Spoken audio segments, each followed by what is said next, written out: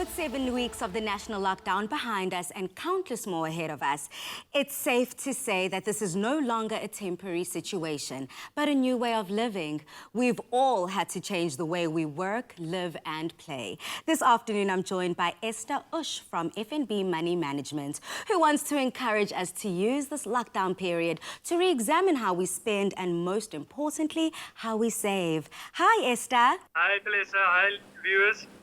Thank you for joining us. Now, Esther, with lockdown on level 4 and still in effect, most South Africans are still not spending money on transport, dinners, and, just those leisurely activities. And from the fortunate few that are still able to work or do so remotely, how can we use this time to save money? So there's a couple of things, and it's very important that we break that down from the beginning.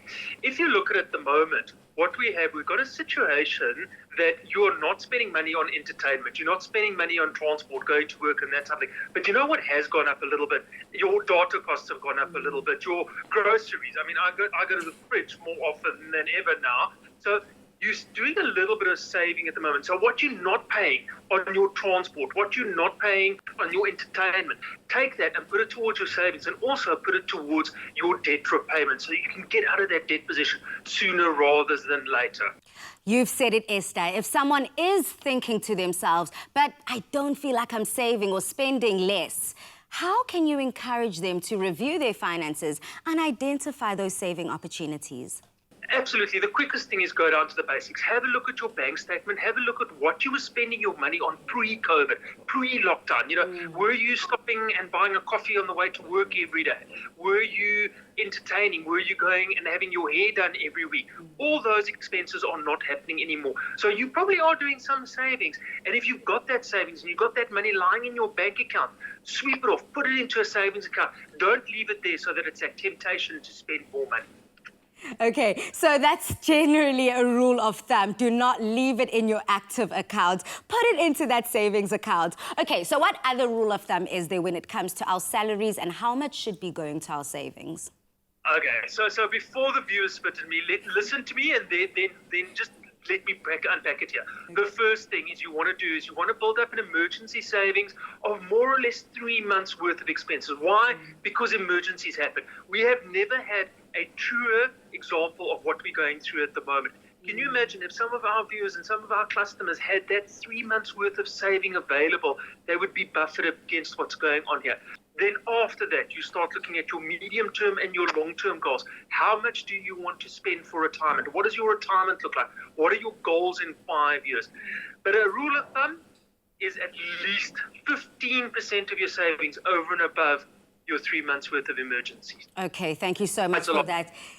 It does sound like a lot, but it is doable because you did say a little goes a long way. So from 50 Rand to 150 to 500, put in what you can and keep in mind the future. Now, also thinking in hindsight, as you've already mentioned, many that have unfortunately had to face pay cuts or job losses are wishing that they would have started that saving account a long time ago to accommodate this lockdown period. So what advice do you have to individuals and families to use this time to plan for their financial futures moving forward? No, so that's a brilliant question. We do have a little bit of extra time on our hands at the moment. So it's quite a nice opportunity to do this sort of 4-step program, to go through this whole 4-step thing of, first of all, what you need to do is you need to think, you need to dream, you need to reflect. Where do you see yourself in 5 years? Where do you see yourself in 10 years? Where do you see yourself in 15 years? If you've got a partner, you've got a spouse, someone like that, bring them in as well. So, for instance, is your kids' education very important for you in the next 10 years? Do you want to retire comfortably in the next 10 years? Then do you want to, buy a new home in the next 5 to 10 years? Have that discussion as a family unit. Then come together with that. Think, dream, reflect.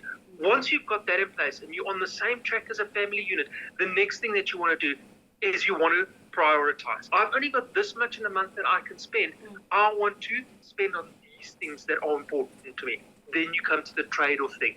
Listen, I've got these things. I can spend on these things. I'm going to leave these guys for later. That's the third step, that trade-off. And then, very importantly, in that third step is the action card part. It's no good having this whole thing of think, dream, reflect, but you actually need to do something about it. You actually genuinely need to do something about it. So as soon as you've got that in place, set up those scheduled payments, start those investments, make sure that you do it and you do it immediately. If you've got a scheduled payment that's going off, make sure it goes off as soon as possible to payday so that it's out of mind, out of sight. And then very importantly, on an annual basis, make sure that you reflect, that you take note, that you actually review what you have done on a regular basis. Once every 3 months, 6 months, maybe just have a little bit of a check. But once a year, when you do that personal financial day, check in and see, is this still what you value? Do you still want to spend money on these things that you value? Great opportunity now that step one, think, dream, reflect. Then you need to prioritize. Then the trade-off and action, and then review. Those 4 steps. And it's a great opportunity now when you've got a little bit of extra time on your hands. Absolutely. Thank you so much. It seems like we have to be very proactive when it comes to our finances, Esther. So we've taken note of that and we will do exactly as you've advised. We appreciate it. Thank you. Excellent. Thank you very much. Use this time to sit down with your money and see where you can save, because it is possible. And we'd love to hear from you, so connect with us on social media and let us know how you've changed your spending and saving habits during the lockdown. We can help you bank safely from the comfort of your home. Download the FNB app. FNB, how can we help you?